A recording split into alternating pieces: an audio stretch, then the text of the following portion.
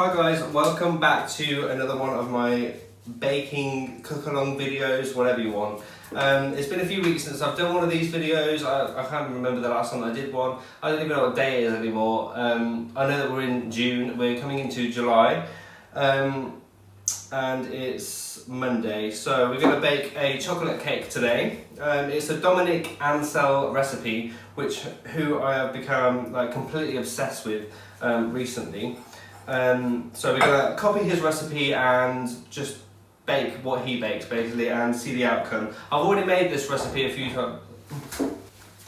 Someone just interrupted me on the door. I've already made this recipe a few times, so I feel like I've actually mastered this this cake. But we're going to do it again anyway for you guys so you can see it. I've put in the description box all the same ingredients, everything that he's using. So let's bake. Okay, so first things first, what we need to do is put the oven on. It's 180 degrees Celsius.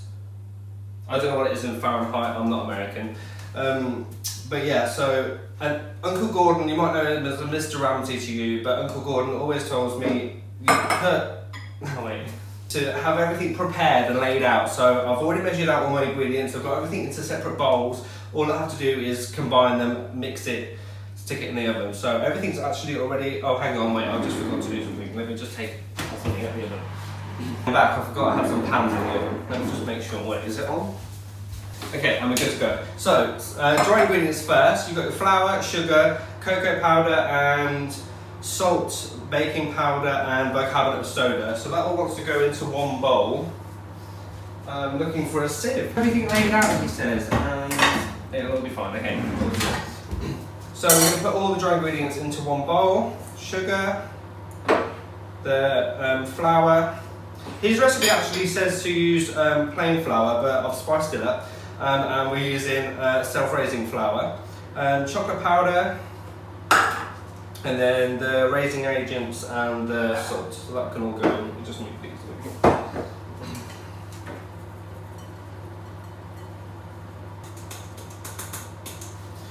Okay. Just give this a quick whisk to combine everything.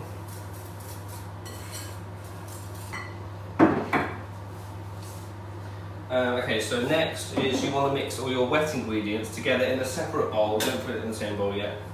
We're not that advanced. Do you think this is going to be big enough? We'll try. So eggs in first.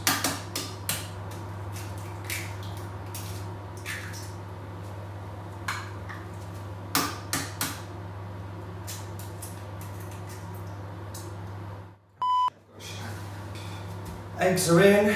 Oil next. You can use vegetable, like cooking oil, vegetable oil. I've just used some olive oil because go hard or go home, I guess. Milk.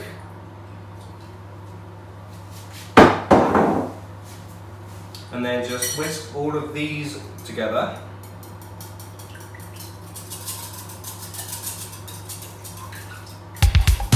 Shake it.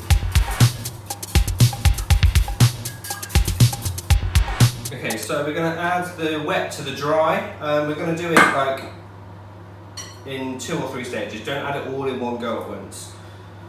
Okay. Under pressure.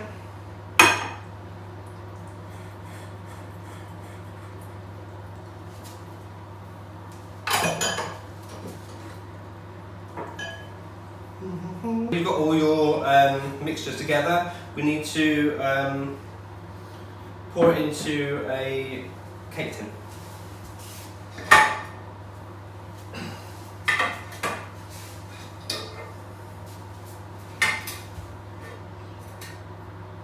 You don't have to do, I've got these shallow pans and I'm trying to do 3 layers. So I'm going to put it into, spread it out evenly between these 3.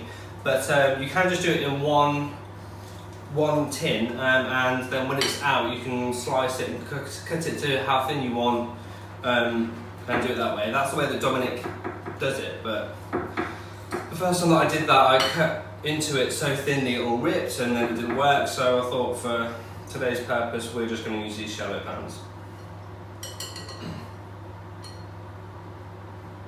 So I had a non-stick pan, and I felt a bit lied to because it didn't actually non-stick, it stuck to the pan. And I didn't put any baking sheet or anything like that in because I thought, oh, it's non-stick, it'll be fine, but it's actually a lie. So I'll do it just to be sure, to save your ass. Because the last thing you want to do is make a delicious cake and not be able to eat it because it's stuck to the pan. I mean, you can still eat it, but you'll have to just gather around a cake tin, I suppose.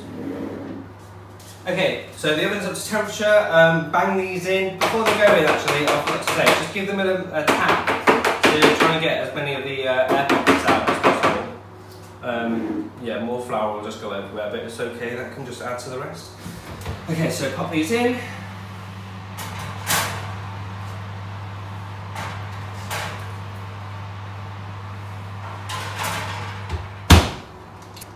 Okay, so they're going to go in for about 30 to 35 minutes, but if you're using shallow pans, check them about 20 because, well, they might be done quicker.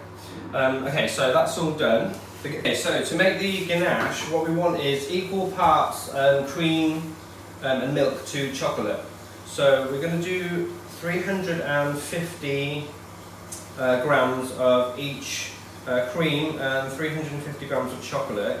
It seems like quite a lot, but when I made this the first time and with the amount that he used, he had 4 layers as well. I'm only doing 3, but with the amount that he used, it didn't seem like I had enough to cover the actual cake when I do the final glaze, like the mirror glaze at the end.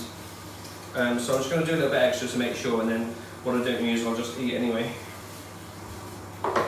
Okay, so you can do this with cheap chocolate, however, Dominique says that the better the chocolate, the better the cake. So I bought some of this Belcalade chocolate. It's 70% chocolate. I bought it on Amazon for like £10 for a kilo. So, okay, so 300 grams for that, for the chocolate. And I think these are quite good actually because they're like chocolate chips, so they're really like super easy to melt. Whereas if you get cheap chocolate from Aldi or Tesco's, then it's harder to melt because it's thicker and yeah. Okay. So let's melt the chocolate, the milk, the cream. Okay, so we're heating the cream up now. And the chocolate is really good. I don't even like dark chocolate, but that's really good. Okay, so the secret to good ganache is a little bit of butter. When you've mixed the cream and the chocolate together. So I'm just going to put about 45 grams of butter in, as I say at the very end, well I'll get it ready now. Uncle Gordon always says be prepared. Okay, good. We don't want to use all of the cream at first, we just want to do it in like sections, like 3 segments if you like, just so the chocolate gets used to the temperature of the cream. It won't obviously melt straight away, so just give that a little mix. It just takes the chill off of the chocolate, not that the chocolate's been in the fridge, but it takes the chill off the chocolate. I don't know. Did I say this chocolate was 70%? I can't remember. Anyway, well it is at 70%, just in case. Note to self if I'm editing the video and I forgot to say that. I have used the cheap chocolate. The cheap chocolate just worked fine, although I think with the cheap chocolate it takes longer to actually set. You kind of have to leave it in the fridge for hours and hours, whereas with the kind of better quality chocolate, it's a lot quicker.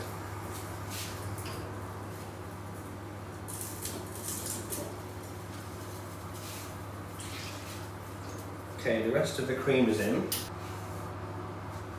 Gosh, my cakes have a right old hump on them. They're really like, that's like a breast implant, like, that's huge. I have these belts, which I bought like months ago, and you dip them into water and then you put them around the cake tins, and that stops it rises, it cooks it evenly, so when it rises it has a flat top, so you don't actually need to waste loads.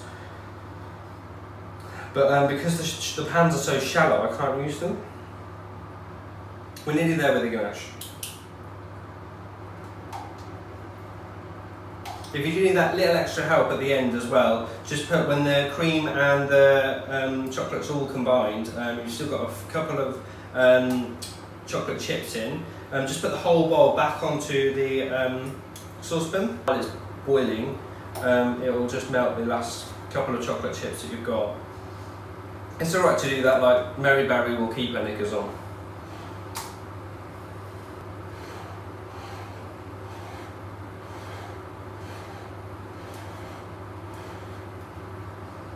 Okay, so that's pretty good. Oh, look at that look. Oh my gosh, I just finished that. That is not even perfect timing. Okay, but there we go for another minute. That's perfect timing. Okay, so what we want is like, can you see? Hang on, let me show you. Okay, so what we want is really smooth, runny like consistency. Imagine the Lindt chocolate ball advert, yeah? That's what you want, that.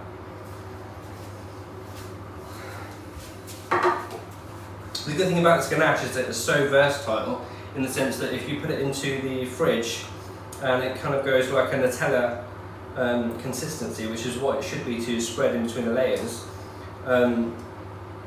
You can also put it back into the microwave and melt it so it become like this again, which is what we'll do for the final glaze, where we'll just coat the outside of it completely. Okay, so I'm just going to cover this. Oh, that's really good. Oh, that's so good. Oh, I've got chocolate on my face. We're going to just check the cakes are done by giving them a little stabberoonie.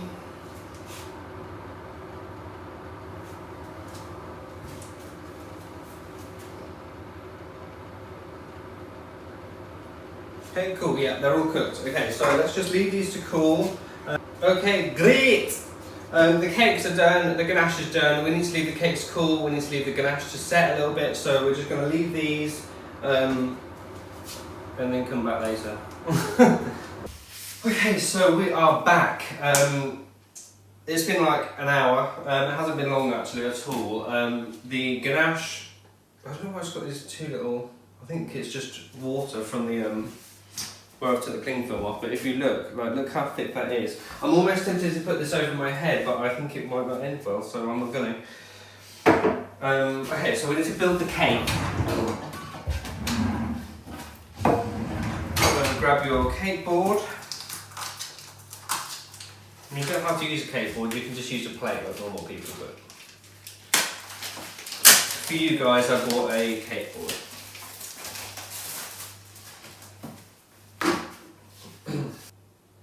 Okay, so I've cut the top off, the breast implant mounting. We've sliced that off so they're just flat, they're all even, so it's easy to spread and it looks nice when you cut it.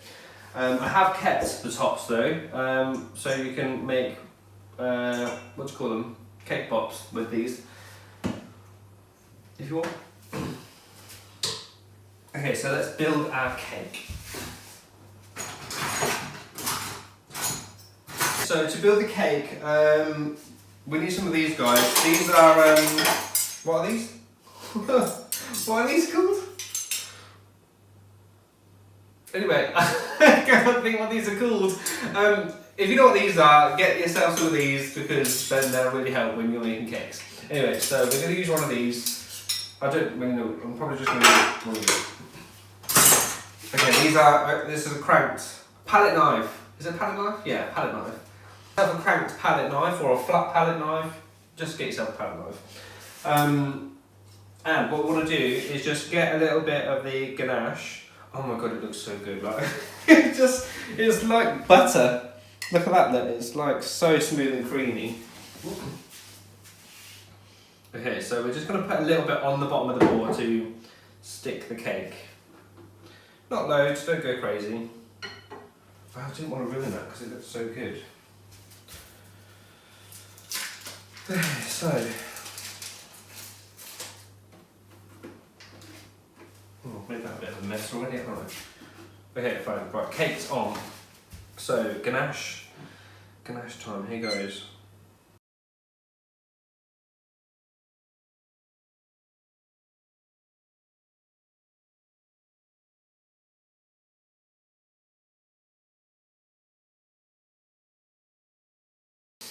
Okay, we're composed.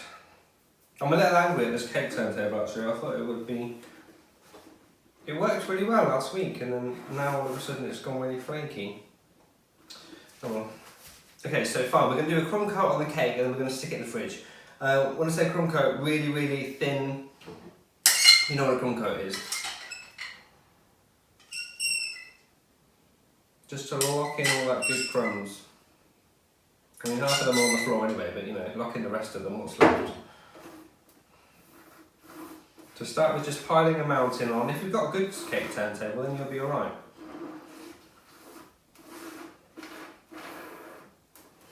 And then we're just going to we're going to go around the sides. It looks a mess, but I promise you, it won't when you finish, like, it looks a mess, but I promise you, it won't later when you cover it with your shiny glaze. Okay, so check out the cake. Just go in the fridge.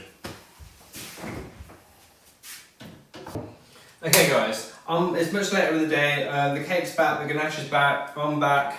Okay, so we're gonna just coat our chocolate cake, which has been chilled for a few hours in the fridge. It kind of looks like that. It actually looks pretty decent just on its own, to be honest, but we are gonna finish it. I'll probably bring you closer actually. Let me just see if I can get you a bit closer. Okay, so I've just microwaved the ganache for literally about 20 seconds, just to get it back to that runny consistency because it started to firm up even more. So literally we're going to pour it all on, or as much as we can, and then there's 2 swift movements back and forwards, and that's it. Oh, I'm nervous, okay. Okay, here goes. Can you see?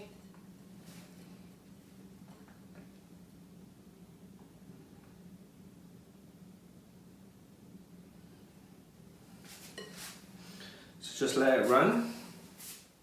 Got a clean palette knife. We're just going to go 1, 2, that's it.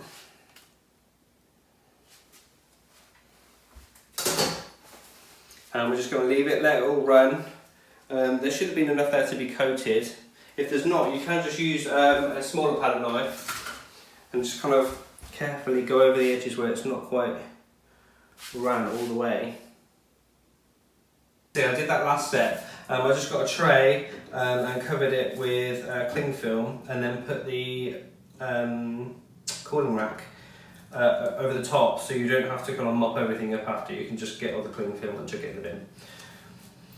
So yeah, we just need to leave this to rest for a few minutes, and then we'll put it back onto our cake board and back into the fridge to chill, and then it'll set nice and smoothly. Okay guys, this is it. This is the finale. So let's cut a slice and just see what it's like. So you should actually always have some boiling water actually, so you dip your knife in and then you can wipe it and it's like clean cuts. Forgot to get the boiling water, so we're just going to do a dirty cut.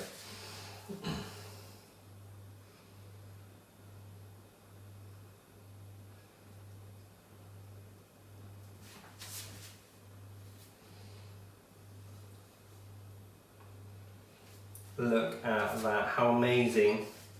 Look at it, the layers. Okay, can you see it? Look how amazing that is. So we're just going to pour a little bit of cream.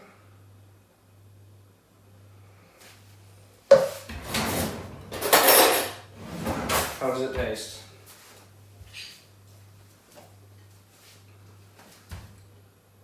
Oh my gosh. This is so good. I love this recipe.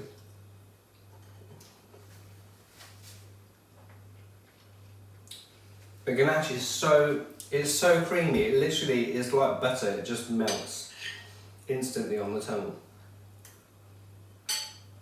Like amazing. So I hope you've enjoyed this video. Give it a like if you liked it, give it a like if you didn't like it, whatever. Yeah, I don't know if I'll do some more videos, maybe, maybe not, see how I feel, kind of go through phases, but yeah, this is a chocolate cake recipe, hope you enjoyed it.